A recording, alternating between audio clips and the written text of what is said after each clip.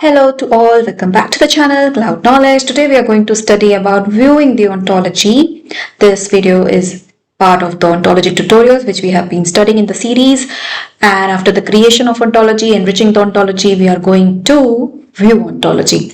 So let me take you to the documentation. We did these parts. You see the official documentation by Microsoft Ontology tutorial section where we had set up the environment, then created ontology, enriched it, and now we are going to view it. In this tutorial, we're going to explore ontology by viewing the entity type details included in Ontology Preview. This feature is still in preview. It's fairly new, as I've been telling, and we can expect many new things coming here.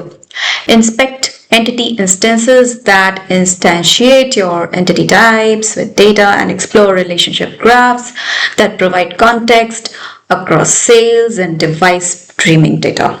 Important note here given is, the feature is in preview. Now, viewing entity instances. When you bound data to your entity types in previous tutorial steps, Ontology automatically created instances of those entities that are tied to the source data rows. In this section, you observe those entity instances and their data. So, how to do that? The first section here says view instance list and static data. Let's start in the home configuration canvas of the ontology. Select the sale event entity type and view entity type details from the top ribbon, which is there in the page. So what we have to do, we have to go to home. We have to then select the sale event entity type. So go back to the Fabric portal. Here we are having our CK retail sales model. In the previous video, we worked with the freezer entity, but now for this video, we have to go with the sale event entity, and from the top ribbon, we have to select view entity type details as mentioned here, right? View entity type details from the top ribbon. So first step is sale event, then second is to click on this button. It will take us to a new page where we'll see the properties, type key, the canvas of relationship, etc. Open the Instances tab, verify that it shows 6 entity instances with data populated from the Fact Sales Lakehouse table, like revenue and its unit count. How the data should look like? Open it in a new tab. It should look like this. Product and other columns with the data which we fed through the table, which we imported as a CSV from the sample dataset, right? So let's go back to the Fabric, and here we are going to click on instances, which is the second tab here. It will load soon. So let it load. So it loaded. It says it has a count of 6. There are 6 rows and is having data. Okay. Sale ID, store ID, product, units, revenue. Right? Now we did up to this step. Next is the tip. If the data bindings don't load, then we have to confirm that the source data tables exist with matching column names and that your Fabric identity has data access to troubleshoot your error if they don't load. Now next is, after instance list and static data, to view time series data. And we know time series data is for the freezer entity type. In the top left corner of the page, use the selector next to the entity type name to switch to the freezer entity type. So we'll go back to the configure page, and here it says to select the freezer entity, or even if we are in the instances tab at the top after home, you see if we have selected sale event, we can switch to other entities as well. Okay, so we'll select the freezer entity, and this will show the data for the freezer entity. Okay, so open the overview tab. The tab loads with empty charts because the default time range of last 30 days doesn't include any data. So after selecting freezer, we have to go to the third tab. There are 3: configure instances and overview. For freezer, we'll go to the overview tab. And here it says that the data will not load. Okay, so in the third tab in the overview, we see here for few the data didn't load, right? So we'll go back and follow the documentation. Update the time range from the default of last 30 days to a custom date range that begins on Friday 1st August 2025 at 12 am and ends on 4th August 2025 12 am. Okay, first to fourth they're asking, and has a time granularity of 5 minutes. So if we open this in a new tab, this image, it says to do these settings, right? We have to select the time range as custom, then 12 am start and end time. From 1st of August to 4th of August we have to do the changes. Let's go back and we are going to click on this time selection, the time range, we'll make it to custom. Then we have to make it first to 12 am start and end time.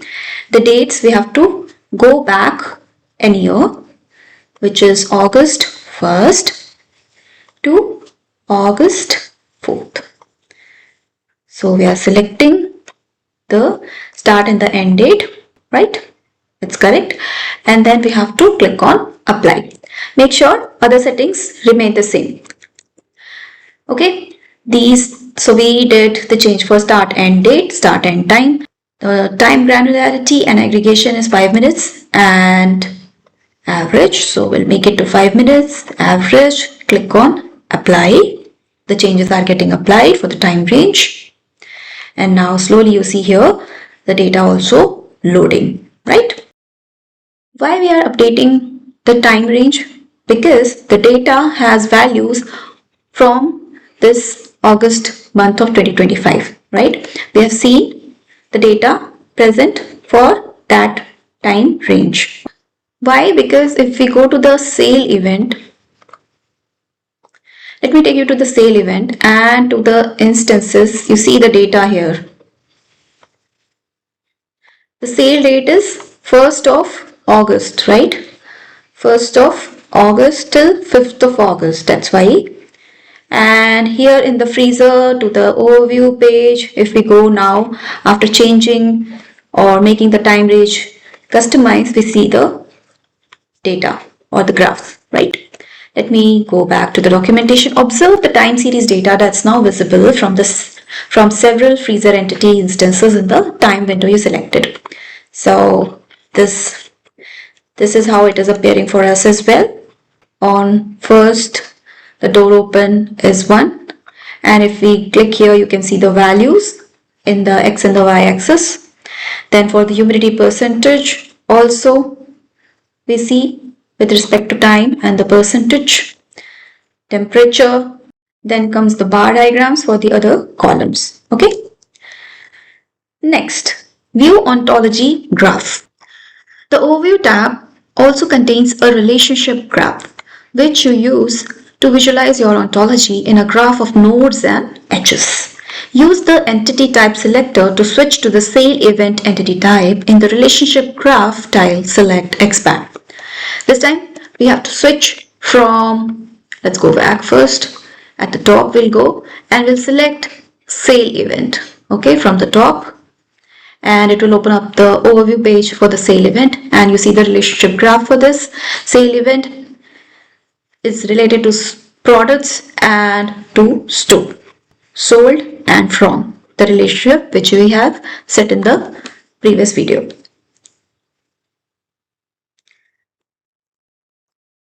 It is set to click on expand. So if we click on expand here, we see a new page of the relationship graph. The expanded graph view opens. Observe the details of the relationships from the sale event entity type to products and store. You see here product, store. Here also in the query you see product, store, sale event, from and sold. Here on the right side we see the nodes. Selected ones are product, store and sale event. Edges means the relationship from and sold, right? Use the entity type selector to switch to the store entity type, expand its relationship graph. We'll now make it to store, and again we are going to see the relationship graph of store. So here store, sale event, freezer is selected, products is not, and the edges or the relationship is from and operates. Store operates freezer and from sale event, right? Next, in the graph, observe the relationship that store has with freezer and sale event, correct? Then select Run Query in the Query Builder ribbon.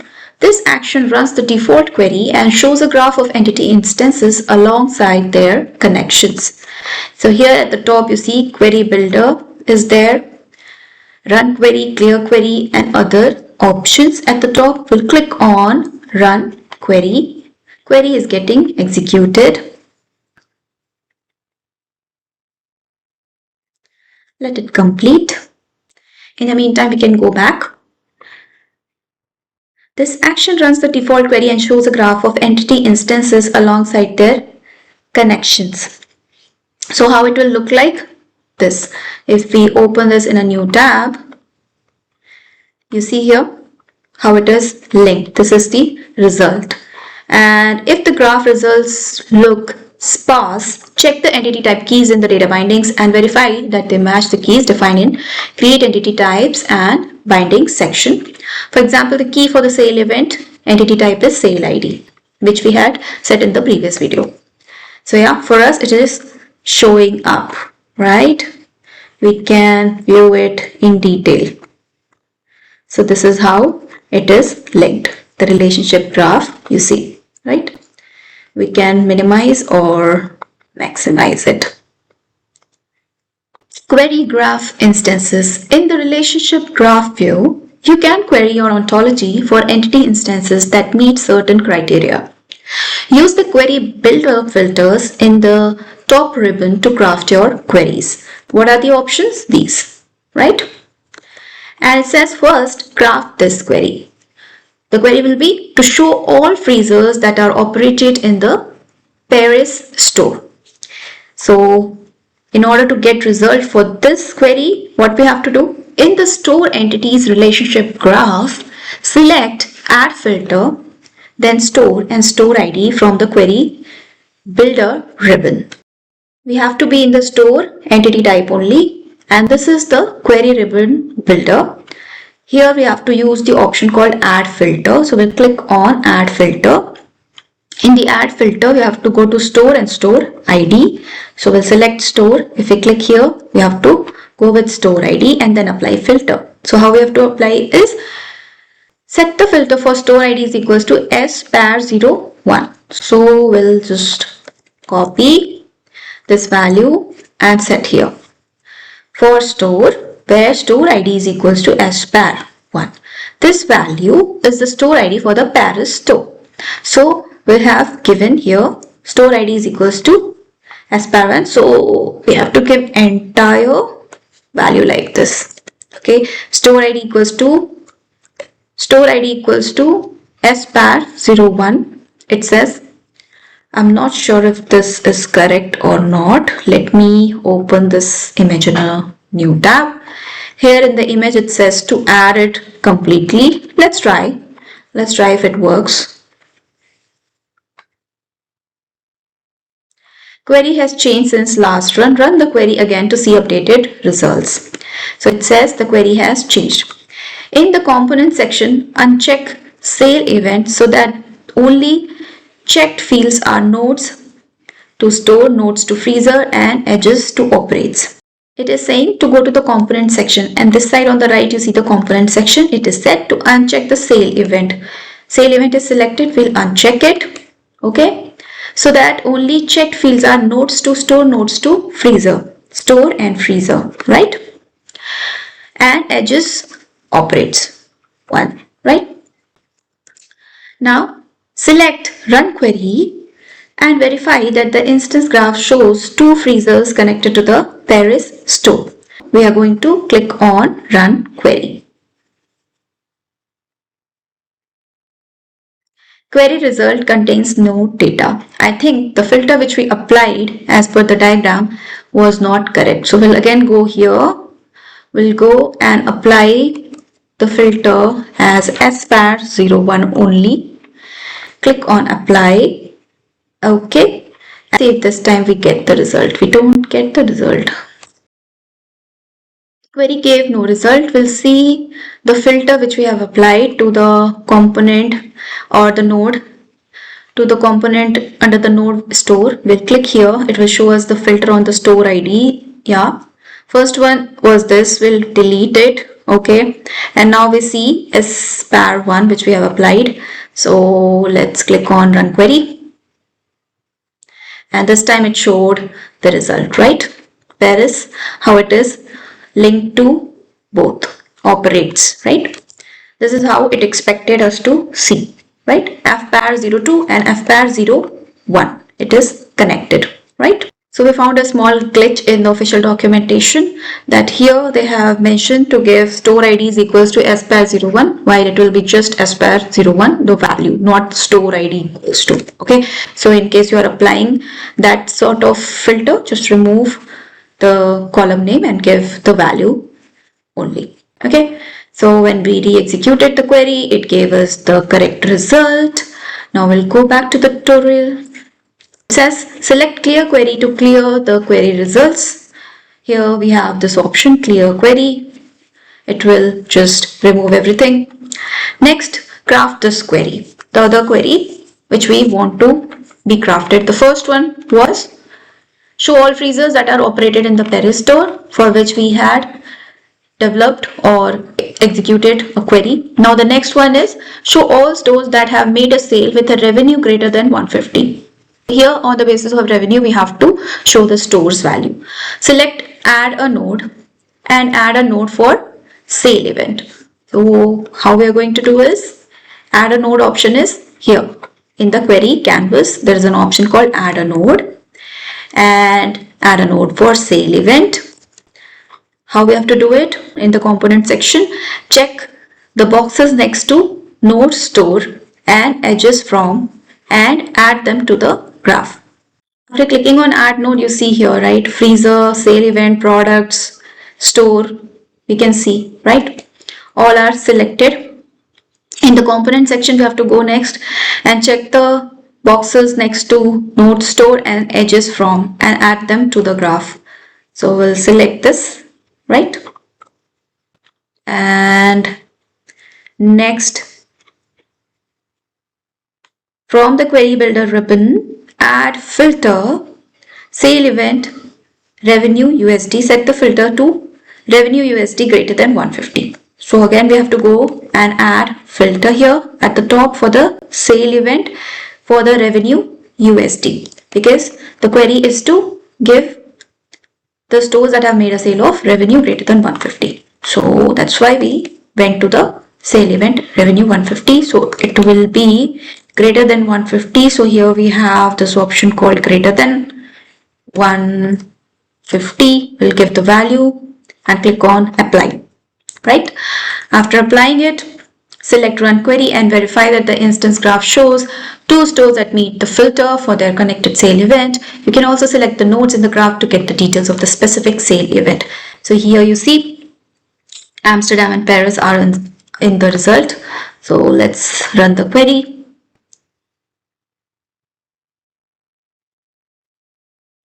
Yep, Paris is showing up along with Paris is there and Amsterdam, right? The view is a little small. You can just maximize or minimize it to view it properly. Okay. Now this process allows you to inspect the paths that connect operational issues like rising freezer temperature at certain stores to business outcomes like sales. Now next steps. In this step, you view the instances connected to your ontology and explore the data that they contain. In next step, we are going to create a data agent to explore the data further by using natural language queries. What we did so far, we executed the query section through the query builder option here by connecting to different components which has the nodes and the edges to get our intended result. And later, we crafted some query and derived insights from it. Hope you have understood this video. Thank you for watching. Happy learning. Bye.